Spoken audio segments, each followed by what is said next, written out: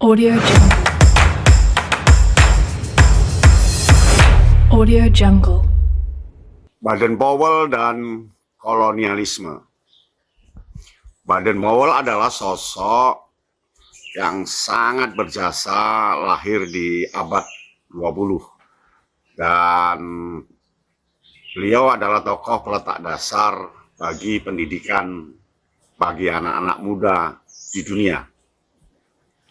Lalu Baden-Powell ini memberikan inspirasi bagi merdekanya negara-negara kolonialisme yang dijajah ratusan tahun.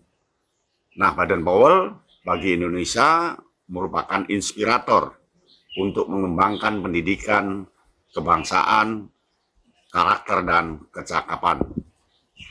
Yang paling menyakitkan bukanlah kekejaman si penindas, melainkan kesunyian orang yang melihatnya.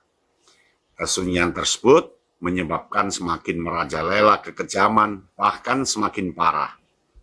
Dalam situasi kesunyian yang akut, tercerabut akar peduli, empati, dan akar persaudaraan. Itulah yang tidak dikehendaki dalam kepramukaan karena kehidupan terbelah antara penindas dan tertindas.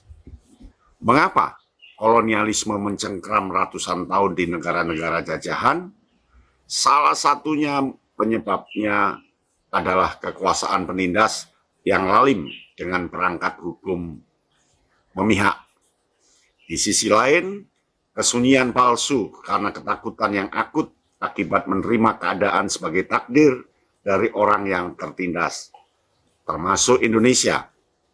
Kesunyian memelas ditunjukkan ratusan tahun. Badan kurus kering, pakaian gombal compang-camping, tenaga terkena kerja paksa, makan seadanya, dan pikiran buntu menjadi wajah tiap hari pada saat itu.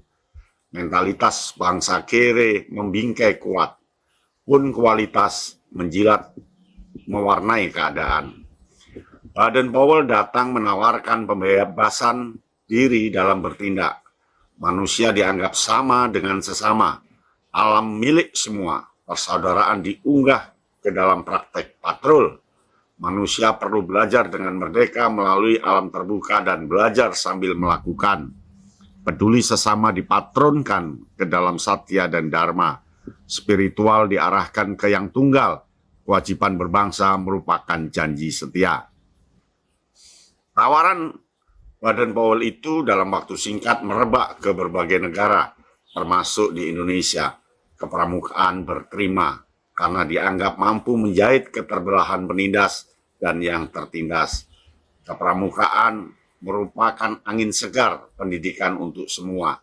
Sejenak kemudian, para pramuka itu mampu membawa bangsanya untuk merdeka dari penindasan gara-gara ada pendidikan kepramukaan yang dipahami dengan mendalam oleh bangsa Indonesia pada saat itu. Indonesia merdeka, India merdeka, dan negara-negara lain pun merdeka karena kesadaran atas pendidikan yang dibawa oleh Baden-Powell. Kini semua negara mengakui kepramukaan sebagai wahana jitu dalam membangun bangsanya. Kepramukaan harus dikelola dengan jiwa persaudaraan. Tidak ada yang dilemahkan dan tidak ada yang melemahkan. Ikatan persaudaraan menjadi sesanti pengelolaan gerakan kepramukaan di negara manapun. Syarat menjadi pemimpin kepramukaan di dunia ini adalah berpengalaman di kepramukaan. Artinya tidak boleh berjiwa penindas.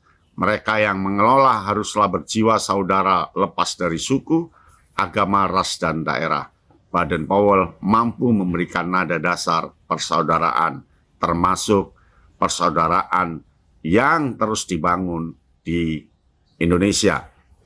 Untuk itu, sejak dini di kantong-kantong satuan pendidikan kepramukaan, pramuka perlu dikuatkan dan dimantapkan persaudaraan sehingga mampu berkebinekaan global.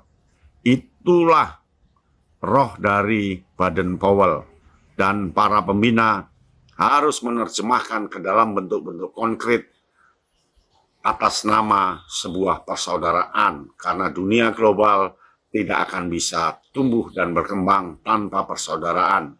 termasuk Indonesia, kalau ingin maju, persaudaraan yang menjurus pada persatuan harus dikembangkan. Audio Jungle. Audio Jungle.